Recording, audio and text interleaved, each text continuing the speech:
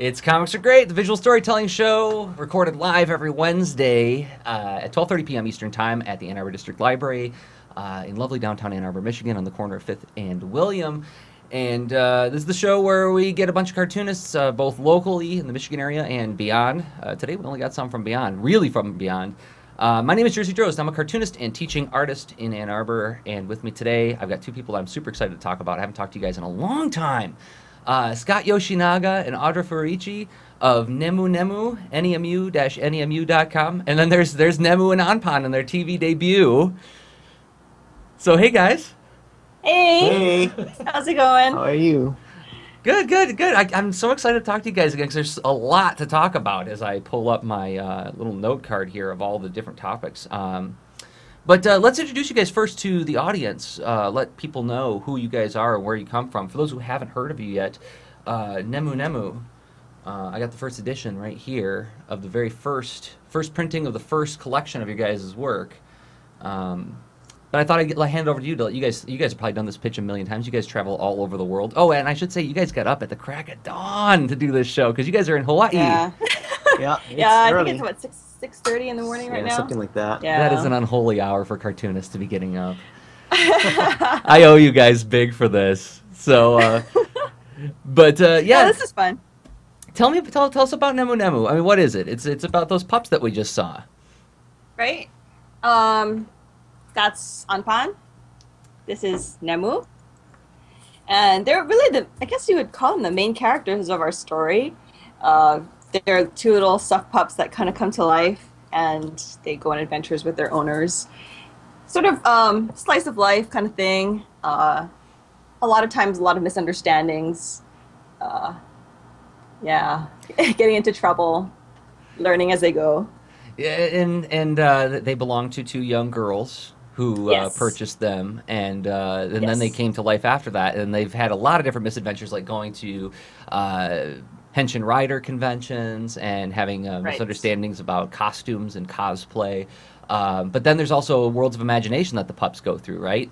Yes. You know, there was a recent story with Nemu and Anpan and some birds and a teddy bear, which was, oh my gosh, it was just gut-wrenching. I should say, like, I talk about your comic a lot in my workshops. I use it as an example of, like, comics that defy a genre, and like I was like, I can't categorize this book. All I can call it's the genre of cute. It's like sweet and sincere. But it's really, really wildly funny at the same time, right? I mean, because the pups get into all sorts of shenanigans, which gets the girls into shenanigans. But then also they go into like these little imaginary worlds. But yeah, I got my copy right here. I've done some guest strips for this book too, for those who are interested. Yes. So volumes 1, 2, and 3? Yeah. Almost every single book you're in there. Yeah. Yeah, I missed book 4. I'm in book 5 though. I think. Yeah. I did the Henshin Rider bit. Henshin Rider pinup. So yeah, so they're all big fans of Henshin Rider. So what's the deal with him? I should explain. Yeah. Henshin Rider is kind of like a superhero type of thing that when I was growing up, there was a show called a Japanese show called Kikaida that was on TV locally here, and as a youngster, we kind of grew up watching those shows, and it's a live action Japanese tokusatsu show. So they had like people dressed up in vinyl costumes as monsters, and they would do all kinds of stunts and stuff. They ride a motorcycle and ride around, and big explosions. Big explosions, yeah, and they fight each other. Anybody who's ever seen like Power Rangers or Ultraman here, right? Yes, that genre, right? Yeah, the big rubber costumes and pyrotechnics. Sorry, go ahead, Scott. Yeah, so it's our take on that, and we kind of wanted the kids to have some sort of base in fandom, so that's their hero right now. And honest more than Kana, though, right? Yes, right. Definitely. Now, what's also interesting is, I mean, this is something that we'll have to talk about a little bit later, too, is that, going from book 1 to book 5, you guys have introduced a lot of new characters over the last 4 books, right? You've got Nemesis, you've got, Enchilada. Enchilada is an interesting one, too. So who's Enchilada? Well, this is Enchilada. He's tiny little Enchilada. But he certainly does pack a punch. He He's a lot of personality in a very small package. We kind of wanted to venture out of just having the two pups all the time with the two girls. And I guess Enchilada gives us a chance to kind of explore a different galaxy, so It was to all speak. thanks to Poyo. Right. Yeah, Poyo, another character that you introduced in the last couple of years. Yes. Yeah. Yeah, actually, Poyo's one of our most popular characters. I mean, everybody just seems to love him. He's really cute and squishy. But Enchilada is actually Poyo's true owner. And when he kind of crossed into our story, we were, a lot of people wanted them to come back, and we weren't sure if we were actually going to make the Enchilada spin-off, but it ended up happening as of last year. So, yeah, it's slowly kind of growing into a bigger and bigger world. And you originally were toying around with the idea of Enchilada being a separate comic that you're going to do on the side, Yes. right? But then you Yes. decided against that. I'm Yes. curious about reader reaction to that kind of idea of introducing, because I mean, like, for years and years, I mean, you've been doing this since 2006, is that right? Yes. Wow, in internet years, that's a long time. Yes. So to do to do such a series about like a core group of 4 characters, Nemu, Anpan, Anis, and Kana, and then suddenly introduce this new character and then go on these wild tangents with him going off, like right now he's studying under Jedi or Jedi, Yes. sort of Jedis. Yes. I mean, what's the reader reaction? Is it positive? Are there any people going like, "Whoa, hey, why are you you're putting chocolate in my peanut butter"? Right. So far, reader reaction's been pretty good. We've gotten pretty positive responses. I think in the beginning, people were confused who Enchilada was. A lot of people assumed that he was, like Anpan or Nemu dressed up. Yeah. And that actually kind of came up with one of people who asked me to sign their books, asked me to draw Nemu as Enchilada, and I was like, what? Oh, okay. Yeah. But in general, the reaction has been quite good. He only pops up once in a great while. We do have a whole bunch of stories sort of lined up, but haven't actually had a chance to get to it. Yeah. Oh, okay. Well, but that's another thing to talk about is the grinding that you guys do on this series. 'Cause this is your full-time job, right, Audra? Yes. Yeah. And so you update 3 times a week, a strip 3 times a week. That's no small task, especially when you look at the quality of the work that goes into that. It's got to be creatively challenging, or is it rewarding? I'll ask you that. Is it both to have this new story arc with Enchilada to inject in there every once in a while? I think for me, at least, it is challenging, but it's sort of a break in between the Nemu and Anpan strips, the strips where I'm centered around the girls. I did want it to kind of be I kind of explained it once, like it's sort of like Saturday morning cartoon / Sunday comics kind of mishmashed, where you have things just kind of thrown. Like Mutz has his own little random tangents where it kind of gives you a break to think about the main characters, but you kind of go off on a small tangent with a side character who's actually a lot of fun to do. So. By the way, I'm not this short. I'm just. Yes, I should. See her moving her hands into my face. Sorry. I should. This would be an opportunity to say to people who are listening to the audio after the fact, because what happens with podcasts is people will download the show through iTunes and then forget about going to the site ever again. This show is recorded live as a video show as well at comicsaregreat.tv, so you can always watch it. And it's also archived on comicsaregreat.com and at youtube.com/comicsaregreat. But yes, so tangents, and then keeping your voice fresh as an author, because when you're grinding through a strip every couple days, and especially like I was saying, like quality wise, I mean, it started out. I can show the readers or the listeners rather. It started out as a black and white strip, and let's see if I can get this in the shot. A black and white strip told vertically, and this was sort of inspired by a manga that you guys absolutely adore, right? But I only recently got into, and then Scott was kind of like, geez, what was the holdup?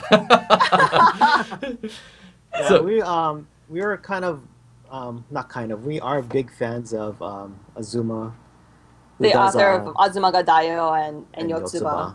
Yeah, and that was kind of like I guess not maybe so much of an homage to him, but it's more like that's where Audra comes from, Hmm. and that's where kind of I came from as far as in the world of creating manga, Hmm. the four koma, the vertical strips, and so we kind of started off in that fashion. And then after a while, it got kind of limiting because you can only do so many scenes in four panels going vertical. You can't really do landscape type scenes. You can't really break the panels down into any other types of shapes or sizes. Right. And so, with that decision, we decided, with that in mind, we decided to change the format to a horizontal format. And yeah, and also, didn't you guys get some input from people saying that like with the vertical format, it kind of looked like an ad instead of the actual Yes. comic? I mean, Yes, that was actually from Scott Kurtz. I had emailed him asking if I could get some feedback because that was like I think in our second year. Yeah, that was pretty early on. Yeah, I yeah, just started doing them in color at that time, the second year, and I just wanted a little bit more feedback on how I could improve it. And yeah. we figured that it would be better at least for me to break up the panels to use the space a little bit more creatively to tell my stories. And well, so you get more creative opportunities with a more horizontal Mhm. format. And then and Right. this is where I was going to go. I got an example here that I want to show everybody on the video Oh, of how you can start doing some really interesting stuff when you've got yes. a little bit more of a horizontal look and also more page Yes. real estate. And this is like, Yes. talk about evolution. You guys went from a four panel, let me look at this up, like a four panel horizontal style to suddenly Mhm. this more like this page style, or Yeah. vertical style to a horizontal page style is what I meant to say. Mhm. And so now you're doing this 3 times a week. That's a lot of work, Yeah. man. You're penciling, inking, coloring, and Yeah. and lately you've been hand lettering, which I think is really interesting. Yes. So why did you switch to that, Audra? I really thought it was about that time for me to start putting the bubbles in and trying to write the text myself. I Like kept up until pushing now, her yeah, to he's do been it. pushing me for Because you were for a doing the while, lettering, but Scott? Yeah.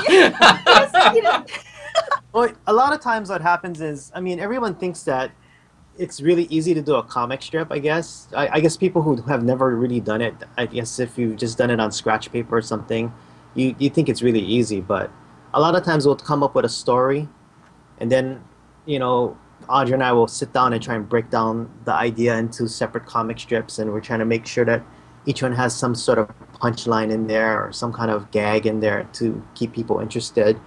And sometimes she'll draw stuff that is totally different from what we had discussed. yeah. And she'll give it to me, and I'll be like, how am I supposed to fit text in here? Yeah.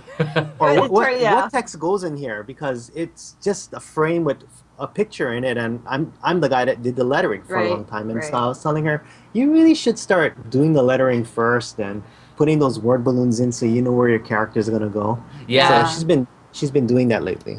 That. I actually, sorry. No, go ahead, Roger, please. Actually, whenever I do talks and stuff, I always tell people webcomics are all about experimentation. You know, you start off, you don't know what you're doing. As you've seen my previous strips, they look really rudimentary in comparison to what I do now, and you know, you make mistakes as you go along. So I figured, well, why not just give it a try? I definitely need the practice in hand lettering and getting the words in the balloon straight and all that stuff. I think it looks better. Yeah, it kind of it meshes together better, and you know, it's I think of it as practice. If it's not perfect, I can always go back and fix it later if I really want to for the print. But I figure why not give it a try? That's really good. That's a really good thought. Webcomics are all about experimentation. You know, Krishna Siddhasaman of PCweenies.com once said, and I thought it was a great thought, is that he thinks of his webcomic as his first draft. The print version is the one you can't change. So Right. if the web version, like you said, Audra, you can always go back and just fix it or adjust it, tweak it, whatever. But yeah, you know, I mean, since you started hand lettering and you started experimenting with like different colored balloons for the different voices of the characters, it just feels a lot more cohesive, and it seems like aesthetically a lot more unified now. It looks absolutely gorgeous. Thank you. Are you doing that all in the Cintiq? I've been doing the inking and penciling lately with these guys. Oh wow! What are we looking at And- there? These are all old inking stuff that we started off with the very first strips, like the first year of strips. This is all stuff that Scott and I had collected but never really used. So I have a whole bunch of G pen nibs, Marus. I don't know what these are. These are like from when he was doing strips in college. Wow. Super old stuff, and then I finally super old. Then I finally bought myself a Winsor & Newton brush because they don't really sell them here in Hawaii. Oh, the Series 7? Is that what it is? Yeah, I picked one up when we went to SDCC because they don't have them here. So, what's your favorite pen to use right now? Because I'm sure a lot of listeners are going to want to know. I mean, the G pen or what was the other one? G pen is the most versatile that I've been using. I've been trying to experiment with Is that the Globe? the Saji. Yeah. The Globe Saji nibs for inking the lettering. And what are these called? Hunt 56. I don't know. Hunt. Yours is Mine are Kilo 1290s, but I don't know what this one is. I think this one is the mapping one. Oh, the Hunts 102? Is that what that is? Yeah. Okay. It's either 102 or like a 56 or something like that. It was just one that I had found in his thing and it was old. I had a bunch of old nibs, and Yeah. she's like, "Oh, look, nibs. Let's try them out." Yeah, and I've been using I had this for like 6 years. It's this Deleter ink. Oh, wow. #1. Deleter ink? I've not used that before. What? I don't even know where I can find it anymore. It actually works really well. Like the flow is really nice. It might not be waterproof, but I've been using it for all of my inking needs. So you're doing a lot more stuff actually on the paper, which is interesting because you have a Cintiq, right? I mean, Yes, I do. You do videos every once in a while showing you working on the comic with the Cintiq. Right. So why the switch? Because you went totally digital for a while there, I thought. Right. For a while, I went totally digital, but I found that I was getting stuck on getting perfect lines, perfect clean, straight. Everything is nice. But when I got to the point where we were really hustling to get our stuff done for volume 5, actually, I found that I needed to speed up. So I actually worked a little bit faster because I'm not so stuck on getting things perfect on paper. Yeah. I just scan it, and if I have to clean it up, I'll clean it up, and then it's easier for me to color. That is for things like backgrounds. Yeah. Like backgrounds are like so frustrating for me to do digitally. So How come? It's easier for me to. Oh, I just can't get the lines right. Like it, especially. Perspective? Well, perspective for one, as you noted, because he has to clean it up before he puts it on the web. But like perspective is one, and two, the scale. Like when I work on it, it's like full screen, and I'm working on like this much of this big panel, so I get stuck on the details. And when I get to work on paper, it flows a little bit better. Isn't that ironic? I mean, I noticed the same thing when I try to work digitally. I get so hung up on that undo button, the Command Z, and then when I'm working on paper, you don't have that. And I notice that I work faster, and I make a lot of mistakes on my inks, and I just go, I'll fix that in Photoshop. I'll just fix that in Photoshop. So I get more work done on paper than I do digitally. And I don't know if that's because of the period we grew up in, where pre-Photoshop, where you had to do everything on the page. But I don't know if any like young artists now who work entirely digitally, like if they got like a strategy to stop themselves from succumbing to that infinite undo or not. But. Right. And I couldn't get the line qualities that I really wanted. Like in Photoshop, it's always kind of that was always that smooth, ultra smooth line, and I was trying to do it in Painter, but I couldn't. For some reason, like I couldn't get the settings right, so it would always lag. Okay. And then I was trying to learn Manga Studio, but I never actually got around to actually really learning how to use the tools. So I was like, I just need to get things done, so I started working on paper again. This is something funny that comes up. It's like last week on the show, we were talking with Christopher Hastings of drmcninja.com, and he brought up this really cool technique in Manga Studio to do perspective work, how it will do it for you in a lot of ways. And I was like, what? And then people were like, people messaged me like, what, George, you never use Manga Studio? I'm like, dude, I'm working. We don't have time to mess around with new software all the time, I've been in the Photoshop ecosystem since 1994, Yes. So yeah, I'm looking forward to experimenting. I want to try Manga Studio, but yeah, there's only so many hours in the day when you're trying to crank material out and get stuff done. Right. Too. When you invent cloning, you'll be able to do it. Yeah, really. You know, I mean, speaking of Photoshop, Scott, you probably remember the days when there was one undo. Yeah. Yeah, I I f- remember Mac Paint. Yeah. Oh God, yeah. What you had you flatten the image and you save and then say, "Oh no, I didn't I mean to remember do when there that." were no layers. Yeah, that's right. That's right. Oh man, those are dark times. Um, so okay, I was going to ask what your digital inking tool of choice was, Audra, and I'm guessing it's for now it's Photoshop because I know you When were I working in ink, Painter. Yeah. I do use Photoshop. Yeah. Oh, I just interesting. work really large. Yeah. Okay. Yeah. If we could, just for a quick aside, Yeah. I know we're talking about the formatting and whatnot of the comic strip, but one of the biggest things that I told Audra about the web comic was this is your comic and you can do whatever you want with it, and don't feel confined to one style just because somebody liked that particular style or just because you like that particular style. Don't be confined to that one type of format. And so, with that in mind, I mean, we really started to experiment with different formatting sizes, with different. Sometimes she'll go 4 across, sometimes she'll go square, sometimes she'll go a little bit bigger than that. Yeah. And because it's the web, I mean, it doesn't really matter what the formatting size is. But when it comes to print, it's a little bit more difficult. Mm-hmm. Sure, absolutely. Yeah, you guys have to do a little bit of reconfiguring of some of the strips when you Yes, collect them for the yes. print editions. But that's a terrific thought, Scott. I want to dig at this a little bit. When you said this is your comic and you can do whatever you want with it, when you say this is yours as opposed to who else's, right? I mean, it's like this is something we can easily fall into a trap on, right? Is feeling like beholden to an audience, and yeah, you are beholden to an audience, aren't you? I mean, you want to make them happy, you want to service them, but also the only way you're going to make them really happy is if you, Audra, are feeling creatively Right. satisfied by the work, right? Mm-hmm. Mm-hmm. Right. I mean, I Um, don't know how you balance that. Do you have any thoughts on like the way you think about it in order to balance that out?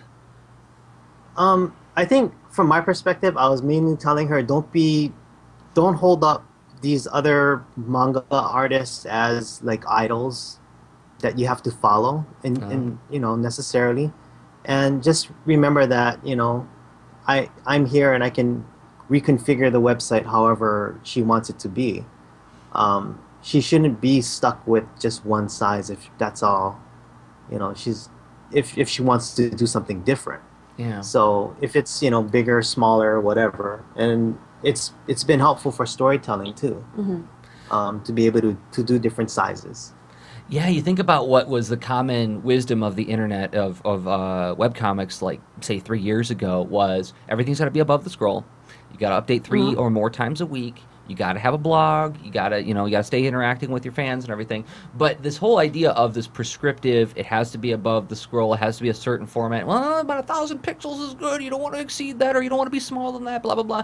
A lot of this advice gets kicked around, but that's forgetting that this is the internet, like you said, Scott. Right. You can play with this, and yeah, Audra, I mean, I think that's probably been one of the most fun parts about reading the comic in the last year or so is how sometimes it's a 3-panel strip, 4-panel strip. Other times it's like 12 panels, and it's like the Sunday edition, right? Like the big Sunday edition fancy version, but it'll be like on a Wednesday or something like that. Right. So sometimes especially like just recent strip that I had done, it was originally just going to be that one tier, and I drew it and I showed it to Scott, and he's like, it's missing something. So I had to go out and pull out another piece of paper and basically draft what the Henshin Rider fail. Like she went to go and see the movie, and the top half. That's why it looks. So it kind of looks kind of busy because it was on separate. It's a pieces of struggle paper. sometimes. Yeah, it was a struggle, but it's like, well, the payoff at the end is better when you go out the extra distance and get it right, instead of just posting like, oh, this is the bottom half, and oh, oops, I think I'll fix it and put another, or amend another story to the end. I think when we're working together, my biggest concern is how does the audience, what will the audience think when they see it? When we finally put this up, are they going to understand what we're trying to get across to them? Does a story make sense as a whole when they read it back? And sometimes it doesn't, and it makes her kind of mad that I tell her, you got to fix this, Yeah. But you know, that's just part of getting a great product up. There's a lot of things you got to balance when you're making a comic, especially when you're doing it well and garnering an audience. Is you have to be creatively satisfied, you have to please the audience, but then you also have to acknowledge that your first blush attempt isn't necessarily the best attempt, right? And so you got a commitment to, it's like when you start doing it well, you start getting a few, you know, pleasant fan mails and like, oh, I love your stuff, or people come to shows cosplaying as your characters even. Right. Yeah, it's like you kind of feel like, oh, I know what I'm doing here. And maybe it's not even that. Maybe it's something where it's like doing the work and you know it's getting good. There is the potential to be like, hey, Scott, back off, Jack. I know what I'm doing here, and this is the right way to go. But no, you still have to maintain like a sense of egolessness, like a lack of ego and a commitment to your fans. Audra, was there any kind of any thinking strategies, any ways that you think about this that make it easy for you to kind of balance that between feeling confident, because you don't want to be that jerk who comes up like, it's not very good, don't tell me that it's good because it's not, but you also don't want to be the big blowhard who's like, don't tell me how to draw, I know what I'm doing. How do you find that middle ground, because you're a pretty sweet person overall? Well, in general, people are pretty good when something isn't working, they will tell me in certain ways, and it's usually pretty nice. Like, I haven't had too many people like, oh, this is awful.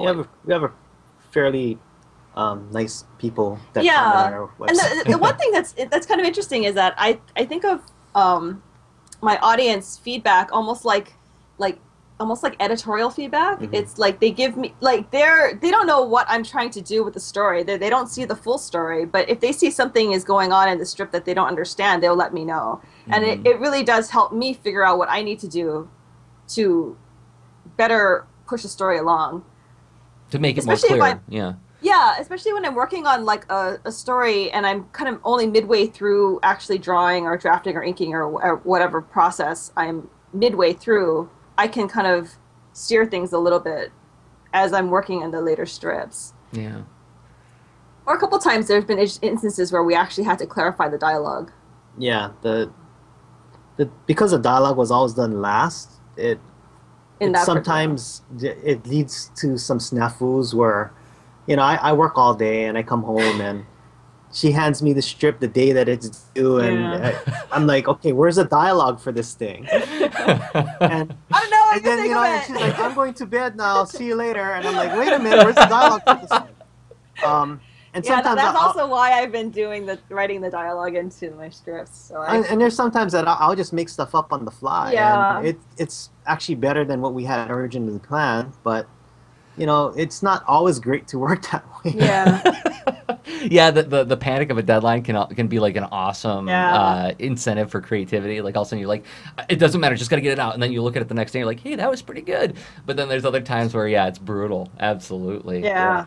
I want to talk a little bit about like the behind the scenes infrastructure running the site stuff, because this is another thing that's really grown over the last it's Audra points to Scott, because I know Scott, I want to give Scott credit for being the guy who really made me understand what blogging is and how to do it. I remember years ago when we were working together on the Sugary Cereals project, I was like, I need to fill up this blog with some content. I don't know what to write about. And Scott just turns to me like Yoda and says, just write what you like.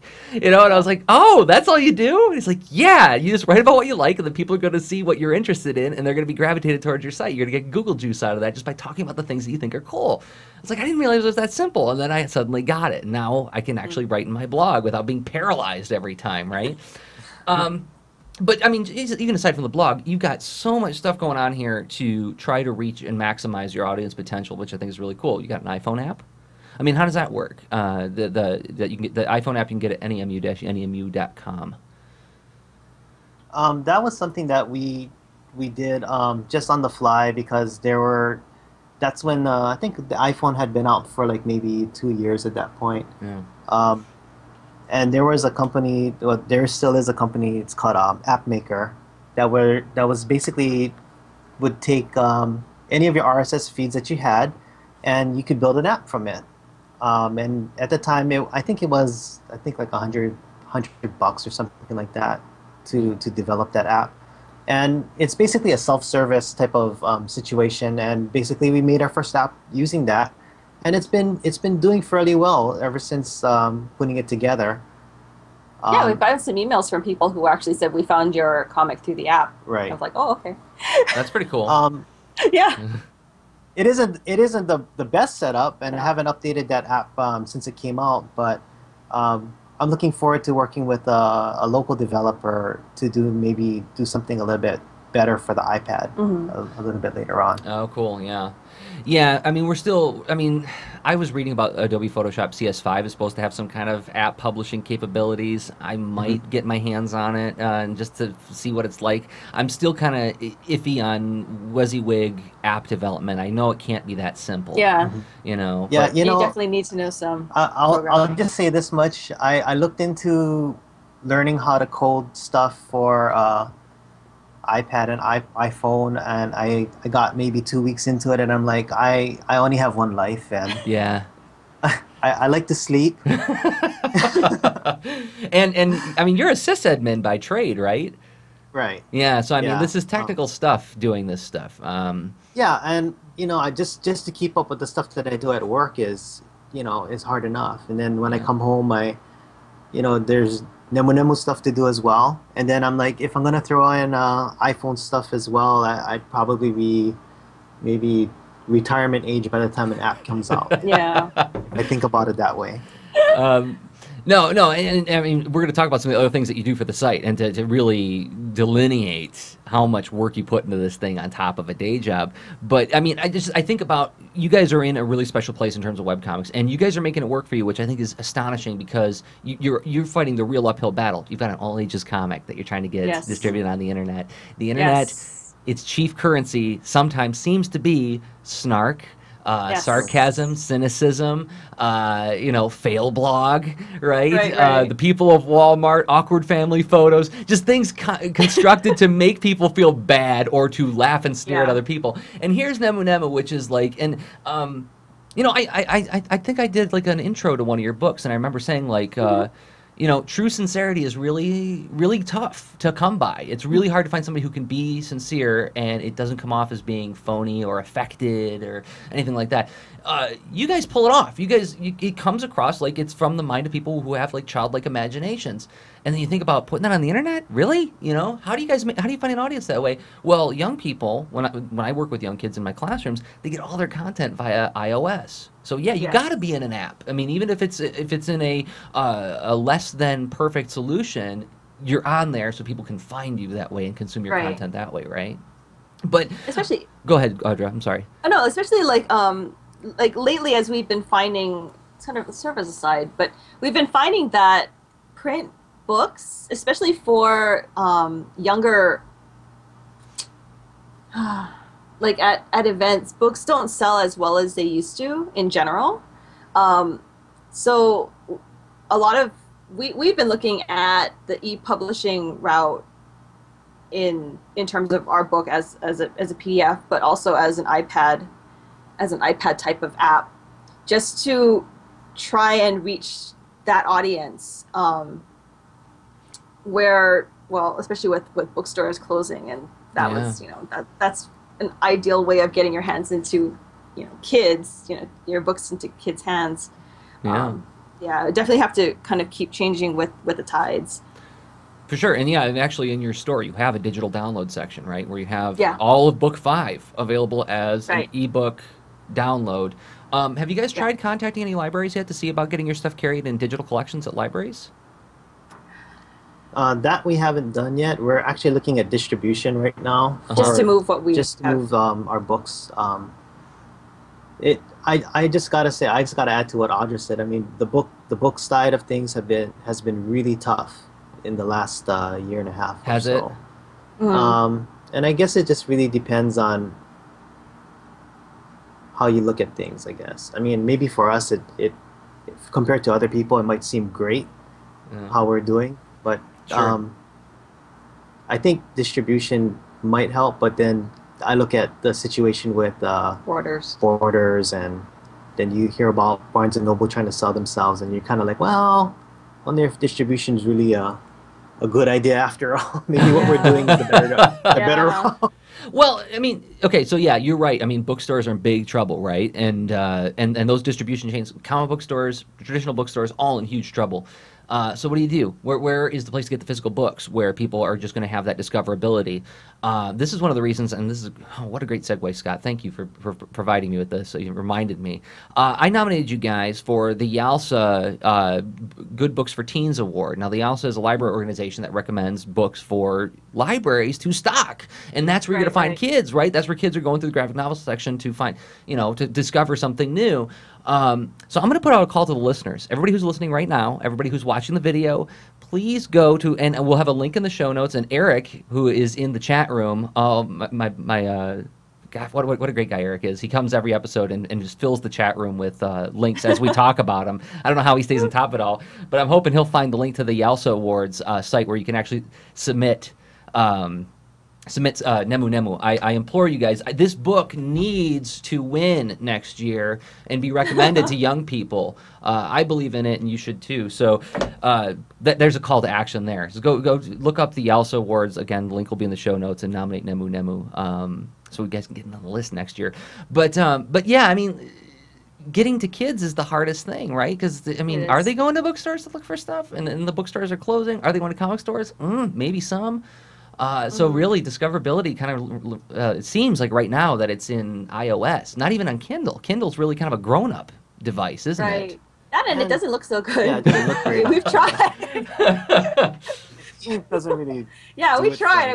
We have a Kindle, and it's like, it doesn't look very good. We tried the PDF on the Kindle, and it crashes the Kindle all the time. Yeah. Oh, really? Well, plus there's concerns there too with it being too big of a file, and Amazon setup only allows you to download, or allows your file to be so big before you have to pay a premium on the bandwidth for people downloading your book. If I remember. Yeah. So, okay, well then you guys diversify your portfolio. You hedge your bets, right? And one of the great things about nemu-nemu is you've got characters who look great in plush, right? Yes. I mean, every convention I see you guys at, I see pictures, and there's, Nemu and Anpan, big piles of Poyos. These things probably got to be doing well, right? Or no? Well, maybe that's an unfair question to ask. So, but they're doing great. But it isn't cheap to put those together, is it, Scott? I remember you giving me the skinny on that. Yeah, I think anybody who's serious about doing merchandising for your webcomic either have some sort of savings set aside to do it, or get maybe a bank loan or something, and hope that people buy your stuff. Yeah, so you can hit that. Yeah. And it's not cheap to do mass production of any sort of anything. Even for our book, it's the first book that we've done in full color. That took a big chunk just to get that done. So these are available in the store too at nemu-nemu.com if people want to get their own Anpan or Nemu or Enchilada for that matter. Yes. So we're getting ready to move on. I know, Scott, I don't got you for very long. I know you have to bolt pretty soon, and I appreciate your time. So we're going to, Eli Nyberger's here of the Ann Arbor District Library. We're going to do some book recommendations for the closing segment. But before we do that, I want to give you guys a chance to do a shout out to anything that you wanted to promote, any appearances. You're coming to Michigan next year for Kids Read Comics, right? Hey, I think so. we'll start a PayPal fund where people can just do a tip bucket. We'll get our parkas ready. Yeah. It's in July. It'll feel a lot like Hawaii. Okay. Just, anything you want to shout out? Let's see. Well, here in Hawaii, we're going to be participating in a mini con with some other local comic artists, and that's coming up in September. But we don't have any more mainland stuff until probably next year. Yeah, our last event was Comic Con. Yeah, we just have a lot of craft fairs locally. Okay. Well, there might be listeners in Hawaii. Yeah. Other than that, Volume 5 is out. Volume 5. Well, that was going to be my book recommendation. Full color! Full color. It's a gorgeous book. And, my pinup turned out pretty good, if I do say so myself. There's the one I contributed. Yeah, all full of... I like how you put me across from this really peaceful one of the Bocce duck. And mine's all fire and explosions. Yeah. And lightning. But But yeah, nemu-nemu Volume 5 and then Enchilada. You should get them at the store at nemu.com. I'll give you a chance, Audra, if you have any recommended reads beyond your own stuff today while I turn to Eli for just a few minutes, and we'll look at what he brought for us to talk about today. So hey, Eli Nyberger. Hi, Jersey. How's it going? It's good. Going pretty good. I've been really enjoying the talk today about webcomics. I'm a huge webcomics reader. And I think that this issue that you guys were touching on about, frequency and responsibility to your audience and all those kinds of things are, as a reader, it's funny that it's just, I'm like, I don't care about any of it, and because it's like, I don't even care about the frequency. I mean, one of my favorite webcomics, Akewood, he just kind of stopped, and it was a real slow decline. And I get, some of my favorite webcomic artists, like Jeff Jock of Questionable Content specifically, he spends a lot of time on Twitter, like worrying about or kind of fretting about his audience response. I'm like, you're doing something on the web. You are never going to please everybody. And it's like, sometimes I feel the creators get too beholden to their noisiest audiences. And it's something that working in public service, we're very aware that you can't get beholden to the noisiest part of the audience. You've got to really find something that works for everyone. And, it's like, I don't care if someone misses an update as a reader. That doesn't, now I'm sure that when you look at it in big numbers, that you can see the difference. But, I think it's just, it's really hard to walk that line. And I think that really, the advice that he gave of, this is your comic, and you should do what you want, is something that I wish more webcomic artists would kind of take to heart.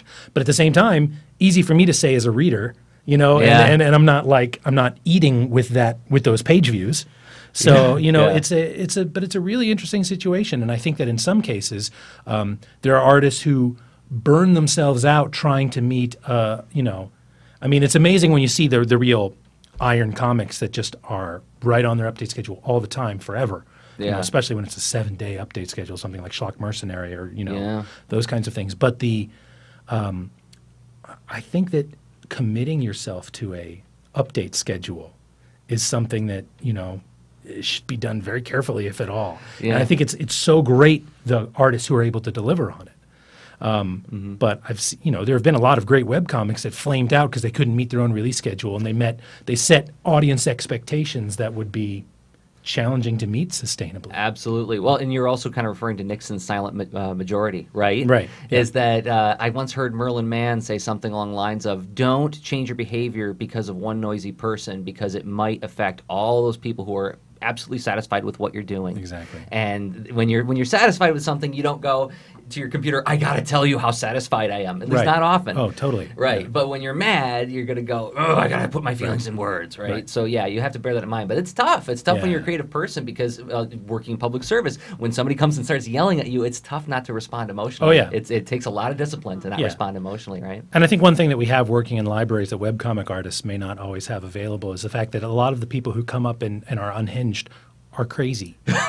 They are crazy. Well, they often are on the internet too, but you don't know that. That's for right. Sure, you can't see them and get that one look in their eyes and say, oh, this is a crazy person. I just need to make them as happy as I can and send them on their way. It's a challenging thing. All right, so book recommendations. So I did bring a couple things just to talk about. One thing is, as we're kind of talking about strange and unusual format comics, I just grabbed this off the shelf. It's John Porcellino's Diary of a Mosquito Abatement Man. And if you guys know John Porcellino, this is kind of it's very zine-like in that it has postal service origins. Most of these things were things that he sent out to a mailing list in the heyday of paper zines, and it's really very rough work, very simple, but he just does really nice little personal stories. And what's most interesting to me about this is that he says the date when the thing happened and the date when he drew it. And in many cases, it's like 2 or 3 years apart. So it's like, I thought about this thing, and then it just kind of germinated for a while, and then I drew it up, and sometimes it's like 6 panels, and it's like this thing was in his head for all this time. So he's a King Cat Comics is his imprint, and he's got a great blog, I think, called What Things Do, or I'm trying to remember if that's the right matchup on that. I've been reading this. This is by Johan Svar. It's called Klezmer, Tales from the Wild East. Everything this guy does is great, and it's really pretty amazing watercolor work and, very, very organic feel to it. Lots of great cultural stuff. The person clearly is very, very well based in Jewish history and all that kind of stuff.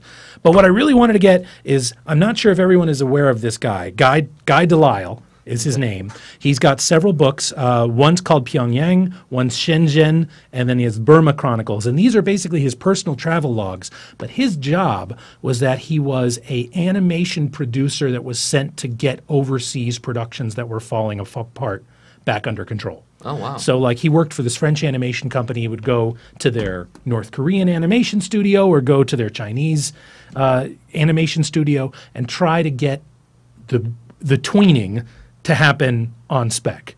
And it's a really interesting story, especially just comparing the artistic traditions of these different cultures and how they mesh with the Western comics culture, and like how hard it was for him to get the pupils in the right place just because of the way that the graphic vocabulary that they were common with had different emotions attached to different eye positions that Western audiences didn't have. So these are highly recommended. Guy Delisle, and I've always wondered if he is related to Gray Delisle, the famous voice actress who's the voice of Frankie on Foster's. Foster's Home for Imaginary Friends. And does a lot of great stuff. Oh, she was also Azula in Avatar: The Last Airbender. That's yeah, right. great voice actor.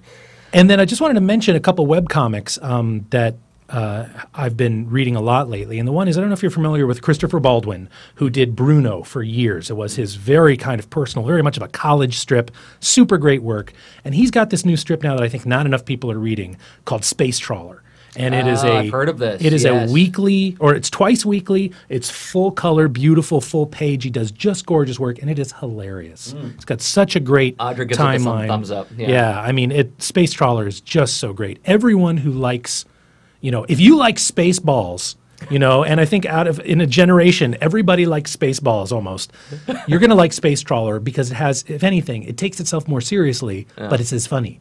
Oh, wow. So that comes extremely highly recommended. I love Space Trawler, and more people. People are saying in the chat it's a lot like Firefly. So yeah, I think that's true. Especially it's got a multicultural element kind of built into it, and it's just, I think that Space Trawler needs a lot more love, especially because I think it was just this week Chris Baldwin was bemoaning something like, I just need a business person to handle all the business part because I'm really good at doing comics and I just cannot do the business part. And I think that when you look at the webcomics that have really broken out and become sustainable commercial successes, there's a business person involved. Yep. And I think it's really hard for an artist to be able to do all that themselves. And especially, you've got businesses out there that are kind of set up like this. I mean, Tomato Co. being, of course, the big one where you can find ways to have some of that business stuff. But I think that that's kind of like, the big takeaway, I think, for people who are thinking about starting a webcomic is it's like, okay, the comic is half the business. yeah, And then you got to come up with the other half. So last week we were saying to Christopher Hastings that a secret is to marry somebody who's creative. Perhaps the lesson learned today is to marry somebody who has a good sense of business, isn't afraid to use it, who is also creative. I mean, Scott, you collaborator on the book, but also you're handling a lot of the business stuff on that end. So He has really great business sense. Yes, absolutely. Scott and I have had many conversations over email where Scott gave you some really just dynamite advice that I still think about all the time today. So you guys got any recommended reads to throw out? Yep. Oh, First Amulet. one is, Yeah. the Number new 4. Amulet, number 4, yeah. Kazuki Finally. Geishi. It's a beautiful book. I haven't read it yet because I want to savor the moment when I get a chance to sit down and read the whole thing. I don't want to read it part way through. Another one is Vertical's Oh Twin my Spica. God, yes. This is such a good series. How many times have you cried so far?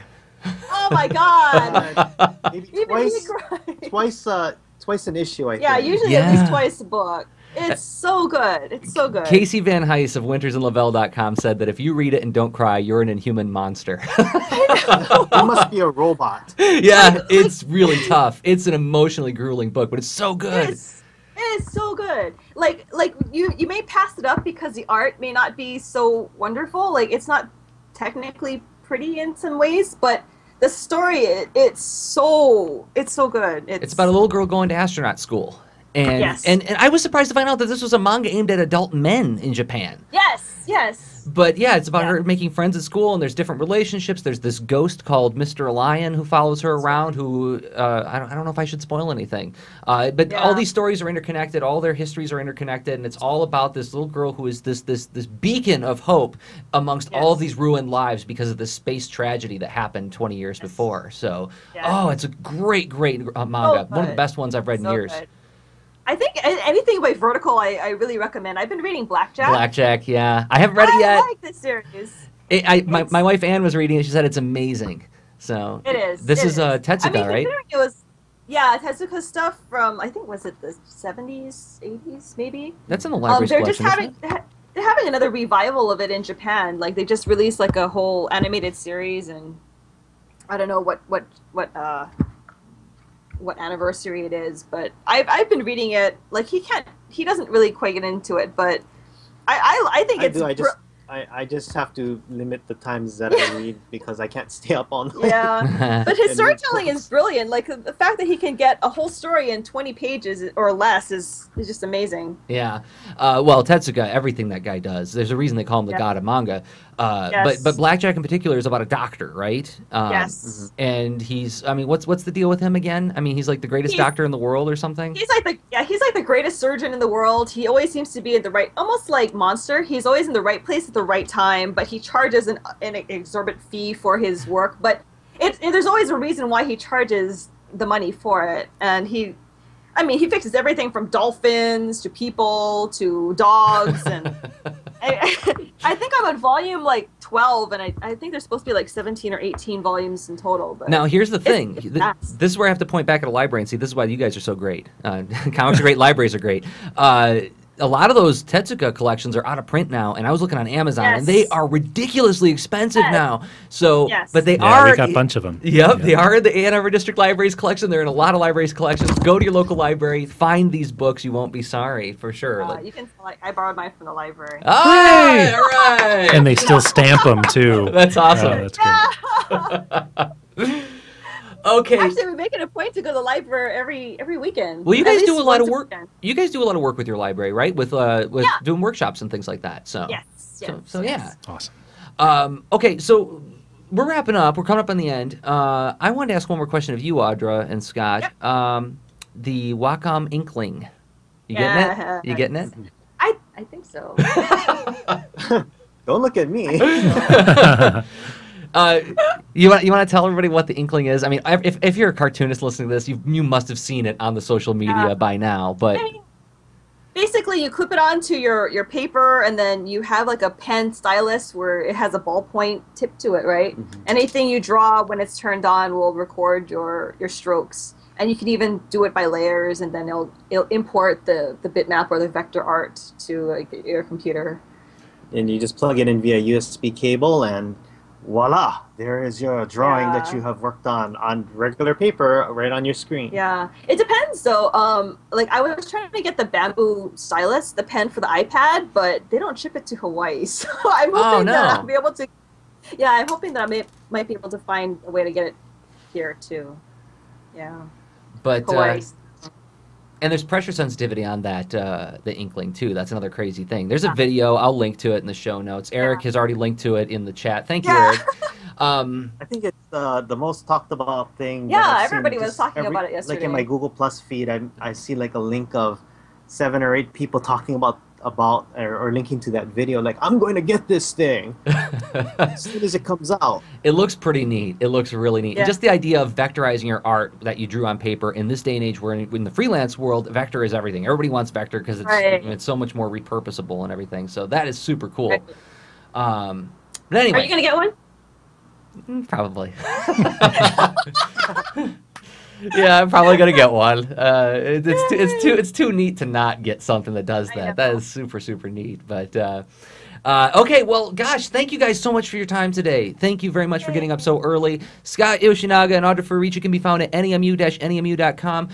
Kimono Kitsy is the Twitter. That's like the group one. Follow us. Yeah, Cubic that's pretty much our updates. Yeah, Cubic Kitsy, KYUBIKITSY, and Kimono Stereo. Kimono Stereo. I know. You guys got a Facebook page. You guys are on the Google Plus. You're everywhere where there's social things happening, and you guys are really fun people to follow and talk to. Oh, and Nemu and Anpan are on Twitter as well. You can follow them. You can actually talk to the pups. So and Enchilada. So, gosh, thank you guys so much for being here. Show notes will be posted with the episode. Thank you, Eli, for stopping by no and for the problem. great book recommendations. Yay. Yeah. Thanks, guys. So we'll be back next Wednesday at 12:30 p.m. Eastern Standard Time at comicsgreat.tv. And thank you to the Ann Arbor District Library for putting on this show. And until next time, where can we find you, Eli, on the Twitters? Oh, I am Ulotricus on Twitter. ULOTRICHOUS. And you're that means having curly hair. and you're not on the Google Plus yet. I'm sort of on Google Plus. Sort of. But anyway, you can find Eli on Twitter, and that'll be linked to the show notes too. So thanks again, everybody, for downloading, listening. I've been Jersey Droz of jdroz.com and Jersey on the Twitters. Okay, bye.